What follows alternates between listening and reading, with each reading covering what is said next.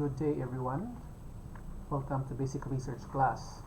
And our topic for today is about the nature and characteristics of educational research.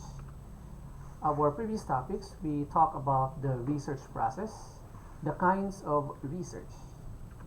So today, we'll be talking about the variables and scale measurements, some hindrances to scientific inquiry.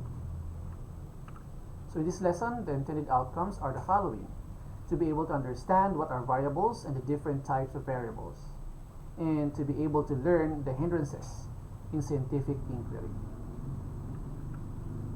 So variables and the measurement scales. The concept of variable is basic, but very important in research. You won't be able to do very much in research unless you know how to deal with variables. A variable is any entity that can take on different values across individuals in time.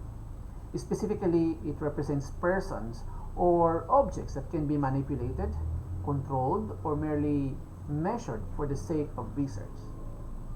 Variables are things that we measure, control, or manipulate in research. Kasi in research, it is important to know the nature of variables and how they function in a particular study. We can classify variables according to three criteria, namely according to functional relationships, according to continuity of scale, and according to scale of measurement.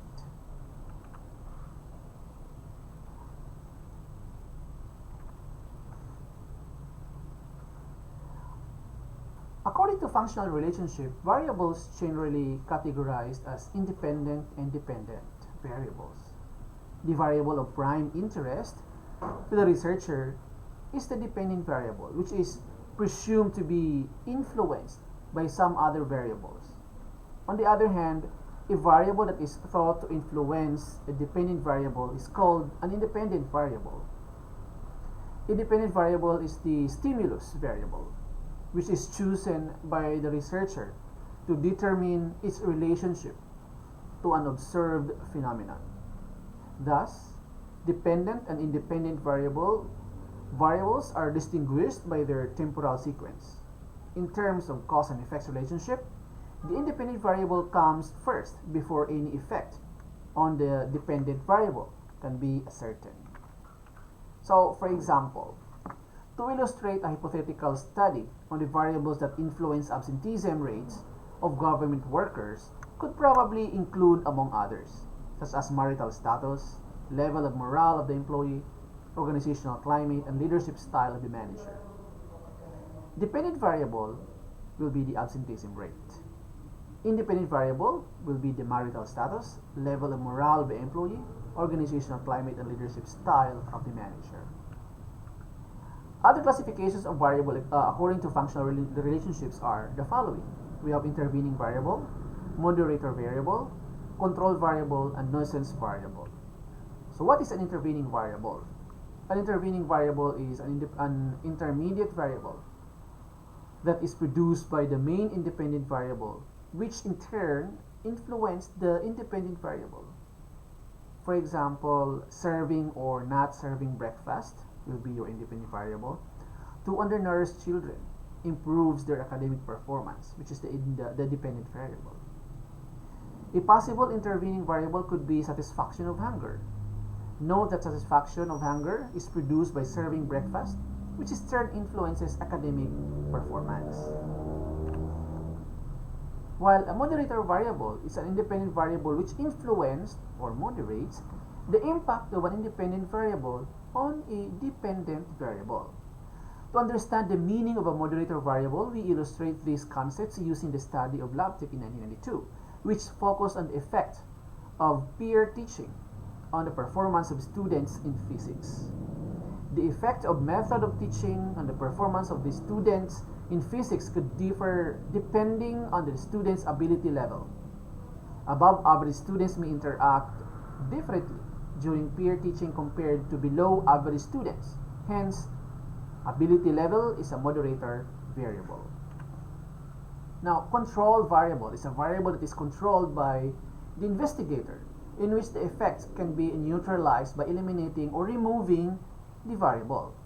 There are situations when an independent variable that is thought to influence a dependent variable is not highlighted or focused in a given study.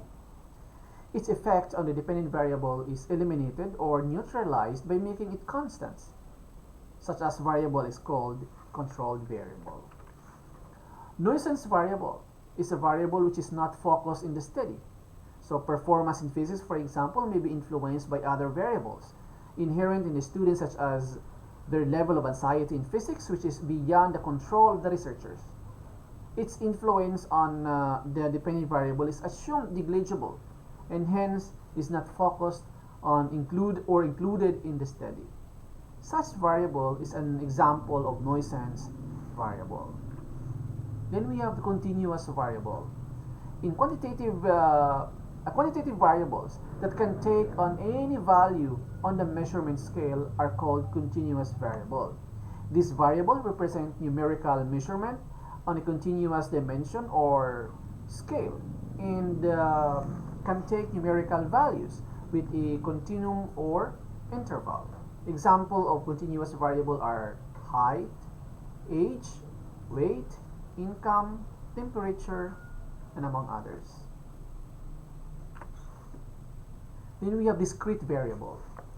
It is a quantitative variables which take on only designated values or infinite or countable. The number of children in a particular household is an example of a discrete variable. The number of children in a particular household is an example of a discrete variable.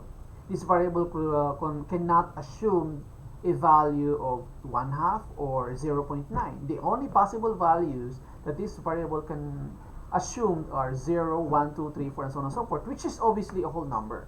So an important distinguishing feature between discrete continuous variable is that values of discrete variables are obtained from a process of counting and are therefore generally restricted to a whole number, while on the other hand, the continuous variables are obtained from a process of measuring, in which case the results can be a real number or with decimal points. Measurement in the assignment of numbers or codes to categories of a variable according to sets of predetermined or arbitrary rules. There are 4 types of data which can arise when measuring a variable, such as nominal scale, we have ordinal scale, interval scale, and the ratio scale. So what is an ordinal scale? It is the scale of measurement. The numbers serve also as labels of the categories of a variable, but more than being labels. These numbers can be meaningfully ranked. Say, for example, to illustrate consider the variable socioeconomic status, or let's say SES. We can assign the number 3 to 1 for the categories high SES, middle SES, and low SES respectively. Thus, a respondent who measures of SES 3 belongs to a family who is better off compared to a respondent whose measures of SES is 2. However, we cannot say that a respondent whose measure of SES of 1. Thus, in the ordinal scale, although numbers can be meaningfully ranked, we cannot talk about equal differences between the successive categories of the variable. Another example, consider the salary grade among government employees. The measurement of salary grade range from 1 being the lowest up to 33 as the highest.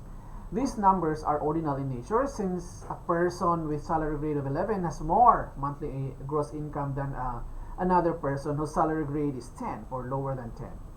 In the full implementation of the salary standardization law for all government employees, the monthly salary of a person whose salary grade is 10, step 1 is, for example, 17,255, while that of another person whose salary grade is 5, step 1 is 12,019 per month. Thus, we cannot say that a person whose salary grade is 10 has twice as much monthly income as another person whose salary grade is 5. So, the interval scale possesses all the characteristics of the ordinal scale, which means that the numbers used in measuring the variable also serve as labels of the categories of the variable, and that these can also be meaningfully ranked. In addition, the categories in the interval scale are defined in terms of a standard unit of measurement. so that equality of differences between successive categories of the scale is defined, as well as the operations addition and subtraction. In this scale, we cannot assess not only which respondent ranks higher on the measure, but also how much higher. For example, interval scale is the variable temperature, say in degrees Celsius. We have ratio scale. If a scale has a true 0 point, then the highest scale of measurement is called the ratio scale. An example of a variable which can be measured in the ratio scale is temperature in degree Kelvin. Another examples are height, weight, work experience, amount of time to finish a task, age, and among others.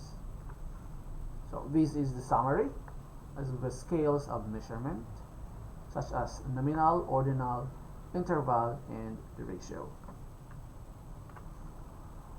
Alright, some hindrances to scientific inquiry.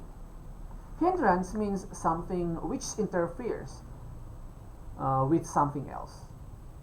In scientific research, it has become an acceptable term for something which interferes with the research and make the results questionable. For instance, in an experiment where temperature control is absolutely vital, a power outage, no matter how short, would be a hindrance, making the research data invalid. Alright, first, tradition. This is accepting superstitions are true and part of our daily lives.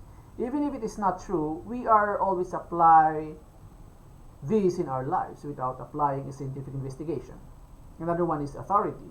This is accepting without a question the opinion which the person has a big name to authority without using any scientific investigation, if it's true.